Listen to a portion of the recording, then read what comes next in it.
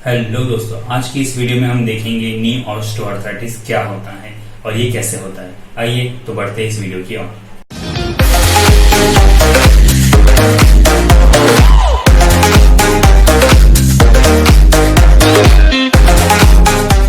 Hello दोस्तों, मैं doctor Nitesh Patel physiotherapist आपका स्वागत करता हूं हमारे इस यूट्यूब चैनल फिजियोस्तान में। अगर आप इस चैनल पर पहली बार आए हैं तो जरूर सब्सक्राइब करिएगा हमारे इस चैनल को, साथ ही साथ बेल आइकन पर भी क्लिक करिएगा ताकि आपको रेगुलर नोटिफिकेशंस मिलते रहे जब भी कोई नई वीडियो हम इस चैनल पे डालें। दोस्तों, ऑस्टियोआर्थराइटिस जैसे हम जानते हैं एक डीजेनरेटिव डिजीज है, बट आज के इस जमाने में उसे हम डीजेनरेटिव नहीं कहेंगे। डीजेनरेटिव यानी जैसे आपकी उम्र बढ़ती जाएगी वैसे आपको होने के चांसेस है, बट आजकल की जमाने में ये इसको हम कहेंगे wear and tear of joints disease, क्योंकि क्या होता है कि बहुत सारी रिपीटेटिव मूवमेंट्स करने की वजह से भी ऑस्टियोआर्थराइटिस हो सकता है नी में।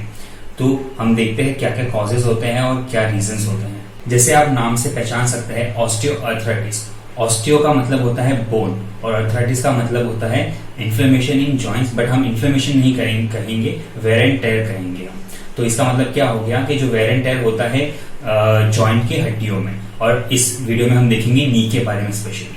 तो होता क्या है कि जैसे जैसे आपका जो एक्टिविटीज जो है वो रिपीटेड होता है, जैसे वेयर एंड टेयर होते जाता है आपकी नी जॉइंट में, तो उसकी वजह से जो एक कवरिंग होता है, कार्टिलेज कहते हैं, वो घिसना शुरू हो जाता है और वो धीरे धीरे धीरे पतला हो जाता है, जिसकी वजह से क्या होता है जो दोनों हड्डियां हैं वो एक दूसरे को घिसने लगती हैं, जिसकी वजह से आपको बहुत सारे क्रैक साउंड्स भी आते हैं और ये आपको पेनफुल कंडीशंस हो सकती है, जिसे हम ऑस्टियोआर्थराइटिस ऑफ नी जॉइंट कहते हैं। साथ ही साथ ये सिर्फ नी में नहीं, बहुत सारे और जॉइंट्स में भी होता है, जैसे हमारे हैंड में हो सकता है, उंगलियों में होता है, हमारे हिप में हो सकता है और नी में होता है, ये सारे, और स्पाइन में होता है। ये सारे बहुत ज्यादा कॉमन एरियाज है जहां बॉडी में हो सकता है।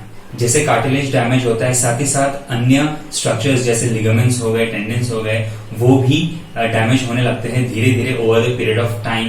साथ ही साथ जो मसल्स होते हैं जो नी जॉइंट के सराउंडिंग में, उनमें भी दिक्कत आने लगती है, जिसकी वजह से आपको आगे जाके स्वेलिंग और रेडनेस भी देखने मिलती है।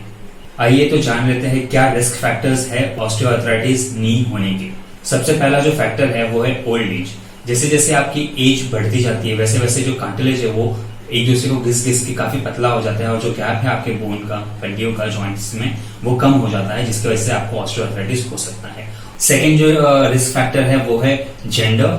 जेंडर में रिसर्च ये बताती है कि जो फीमेल्स होती है अबाव 50, उनको ऑस्टियोआर्थराइटिस ऑफ नी होने के बहुत ज्यादा रिस्क है। तो तीसरा रिस्क फैक्टर है वो है ओबेसिटी यानी मोटापा। इससे क्या होता है कि जितना आपके शरीर में एक्स्ट्रा वजन होगा उसका सारा भार आपकी जो वेट बेयरिंग जॉइंट्स होती है, जिसे हम कहते हैं हिप जॉइंट्स और नी जॉइंट्स, क्योंकि जब आप खड़े रहेंगे या फिर आप कोई भी मूवमेंट करते हैं तो आपका सारा भार ये दो जॉइंट पे सबसे ज्यादा आता है। तो क्या होता है उसके वजह से वहां पे बहुत ज्यादा प्रेशर आ जाता है और जिस वजह से जो कार्टिलेज है वो डैमेज होना शुरू हो जाता है over the period of time, long period of time, फिर आपको ऑस्टियोआर्थराइटिस होने के चांसेस है। अगला जो रिस्क फैक्टर है वो है स्पोर्ट्स इंजरी या फिर एक्सीडेंट्स। कोई भी इंजरी जो आपको खेलते वक्त हुई है या फिर आपका कोई एक्सीडेंट हो गया है तो आगे चल के आपको ऑस्टियोआर्थराइटिस का 4 रिस्क फैक्टर्स होते हैं। और यदि आपको कोई पुराना इंजरी हुआ हो जो बहुत साल पहले हो चुका है, फिर भी वो कहीं ना कहीं आपको एक रिस्क फैक्टर हो सकता है जो आपके उस जॉइंट पे ऑस्टियोआर्थराइटिस होने के चांसेस हो। अगला जो कॉमन रिस्क फैक्टर है वो है repetitive stress on the joint, जिसका मतलब होता है कि आप या तो आपकी जॉब की वजह से आपकी कोई पर्टिकुलर नी जॉइंट है उसमें बहुत ज्यादा प्रेशर आ रहा है क्योंकि आपका जॉब वैसा है, या आप कोई ऐसा गेम खेलते हो या फिर आप ऐसा स्पोर्ट्स में हो जिसमें आपकी जो नी है उसकी मूवमेंट्स बार बार होती रहती है, जिसमें आपको जंप्स करना हो सकता है, स्प्रिंट करना हो सकता है, भागना हो सकता है, या फिर जॉब रिलेटेड देखें, हम अगर किसानों को देखें, फार्मर्स को, उनमें उनको बहुत ज्यादा स्क्वाट करना पड़ता है, घुटना बेंड करके नीचे बैठना पड़ता है उनको काटने के लिए, ये करने के लिए वजन उठाना पड़ता है। तो ये सारे जो फैक्टर्स है वो जॉब रिलेटेड होते हैं, जिसकी वजह से आपके जो सारा बॉडी का वेट और जितने भी स्ट्रेसेस है वो आपके घुटने पे आते हैं, जिसकी वजह से आपका जो कार्टिलेज है में इंजरी आने लगती है, जिस वजह से आपको ऑस्टियोआर्थराइटिस होने के बहुत ज्यादा चांसेस हैं। अगला रिस्क फैक्टर है जिसे हम कहते हैं हेरिडिटरी। हेरिडिटरी यानी अगर आपके फैमिली में किसी को ऑस्टियोआर्थराइटिस है, जैसे आपके पेरेंट्स या फिर आपके ग्रैंड पेरेंट्स को है, तो बहुत ही ज्यादा चांसेस है कि आपको भी ऑस्टियोआर्थराइटिस हो सकता है। अगर आपको डायबिटीज है तो आपको बहुत ज्यादा हाई चांसेस है कि आपको ऑस्टियोआर्थराइटिस हो सकता है। दूसरा कंडीशन ये होता है कि अगर आपकी बॉडी में आयरन की मात्रा बहुत ज्यादा होगी तो आपको ऑस्टियोआर्थराइटिस होने के बहुत ज्यादा चांसेस हैं। आइए हम जानते हैं कि ऑस्टियोआर्थराइटिस ऑफ नी जॉइंट में आपको क्या क्या चीजें देखने मिलेंगी। तो जैसे हम जानते हैं कि ये जो कंडीशन है वो बहुत धीरे धीरे ग्रेजुअली स्टार्ट होगी और बहुत समय तक चलेगी और एंड में आके आपको बहुत ज्यादा सीवियरिटी आपको देगी। जो पहला सिम्टम इसमें है वो है joint pain, knee joint pain.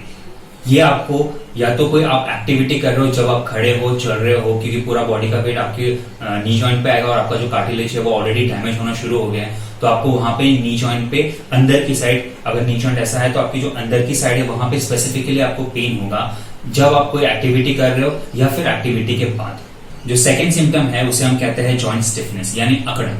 ये आपको तब देखने मिलेगी जब आप रात को जब आप सो के उठेंगे सवेरे तो आपको बहुत ज्यादा नी पेन होगा, या फिर आप बहुत देर तक आपने कोई एक्टिविटी नहीं करी, जैसे आप बैठे हैं कंटिन्यूसली जैसे 15-20 आधा घंटा जितना, और फिर आप जब अचानक से उठोगे तब आपको एक बहुत ज्यादा पेन होने के चांसेस है नी जॉइंट में। तीसरा जो सिम्टम है उसे हम कहते हैं टेंडरनेस। टेंडरनेस यानी अगर आप अपने अंगूठे से लाइट प्रेशर आप देंगे नी जॉइंट के अराउंड तो आपको वहां पे पेन होने के चांसेस है। और ये जो स्पेसिफिक एरिया होता है वो होता है आपकी जो घुटने की जो अंदर की साइड होती है। जैसे अगर ये मेरा घुटना है तो ये वाला जो एरिया है अंदर का, उसमें आपको पर्टिकुलरली पेन होगा जब आप अगर उसको थोड़ा सा लाइट प्रेशर दोगे। अगला जो सिम्टम है उसे हम कहेंगे लॉस ऑफ फ्लेक्सिबिलिटी, यानी कि घुटना है वो आपका पूरा बेंड नहीं हो पाएगा। क्यों? क्योंकि आपको पेन होगा जब आप घुटना मोड़ेंगे तो जो फ्रिक्शन होगा बोन्स के बीच में उसके वजह से आपको काफी ज्यादा पेन हो सकता है, जिस वजह से आप अपना पूरा घुटना मोड़ नहीं पाएंगे। तो इस वजह से क्या होता है, आपका जो फ्लेक्सिबिलिटी है नी जॉइंट का, जो पूरी तरह बेंड हो सकता है और सीधा हो सकता है, उसमें आपको कुछ दिक्कत आ सकती है। अगला जो सिम्टम है उसे हम कहते हैं ग्रेटिंग सेंसेशन। ये आपने बहुत ज्यादा नोटिस किया होगा कि जब अगर आप कोई आपकी नी की मूवमेंट्स करते हो या फिर बेंड करते हो तो आपको कड़िक कड़िक करके आवाज आती है। तो ये बेसिकली क्या होता है, जो कार्टिलेज है वो भी डिस्ट्रॉय होना शुरू हो गया, तो जो बोन्स है जब आप बेंड करते हैं नी को तो एक दूसरे से घिसता है, उस वजह से आपको क्रिक क्रैकिंग का साउंड आता है। तो ये आपको ऑस्टियोआर्थराइटिस ऑफ नी जॉइंट में देखने मिल सकता है। अगला जो सिम्टम है वो है स्वेलिंग। स्वेलिंग इस वजह से होता है, जैसे मैंने आपको पहले बताया, ये सिर्फ कार्टिलेज डैमेज होने की वजह से नहीं, साथ ही साथ पूरे नी जॉइंट में अफेक्ट होता है। तो जिससे क्या होता है, आसपास की जो स्ट्रक्चर जैसे लिगामेंट्स हो गए, मसल्स हो गए, टेंडेंस हो गए, उसमें भी ये अफेक्ट करता है, जिस वजह से आपको स्वेलिंग देखने मिल सकती है। साथ ही साथ जो नी जॉइंट में जो पानी होता है जिसे हम साइनोवियल फ्लूइड कहते हैं वो भी बढ़ सकता है ये इन्फ्लेमेशन की वजह से, जिसकी वजह से आपको घुटने में सूजन देखने मिलता है। जो सिम्टम है उसे हम कहेंगे ऑस्टियोफाइट्स। क्या होता है, जैसे आपका जो हड्डी है वो घिस रहा है क्योंकि कार्टिलेज ऑलरेडी डैमेज हो गया है, तो मूवमेंट्स के टाइम पे अगर हड्डी एक दूसरे को घिस रहा है तो उस वजह से उसमें एक्स्ट्रा बोन फॉर्मेशन होना शुरू हो जाता है क्योंकि घिसन की वजह से। तो अगर आप अपने घुटने को हाथ लगाएंगे तो आपको थोड़ा सा ऐसा बम जैसा लगेगा, जैसे उठाव जैसा लगेगा। वो क्यों होता है, क्योंकि जो नया स्पर्स है, बोन फॉर्मेशन, एक्स्ट्रा ग्रोथ हो गया है बोन का, वो आपको फील करने मिलेगा। आइए तो देखते हैं क्या कॉम्प्लिकेशंस हो सकते हैं अगर आपको ऑस्टियोआर्थराइटिस ऑफ नी है। तो जो पहला सबसे बड़ा कॉम्प्लिकेशन ये हो सकता है कि आपकी जो डेली एक्टिविटीज होती है, जो आपकी normal day to day life में आप जो घर के काम कर सकते हैं, उसमें आपको बहुत ज्यादा रुकावटें आ सकती हैं क्योंकि आपको नी पेन बहुत ज्यादा हो सकता है। जो सेकेंड चीज है वो है आपको स्लीप डिस्टर्बेंसेस हो सकता है, पेन की वजह से आपको प्रॉपर नींद नहीं आएगी, स्लीप डिस्टर्बेंसेस होगा। तीसरी चीज है वो है आपको डिप्रेशन हो सकता है क्योंकि आपकी स्लीप प्रॉपर नहीं हो रही है, आपको पूरा दिन पेन होता रहता है, आपका जो वर्क है, जो आपकी जो काम है वो आप सही ढंग से नहीं कर पाते, जिस वजह से आपको डिप्रेशन के भी चांसेस है।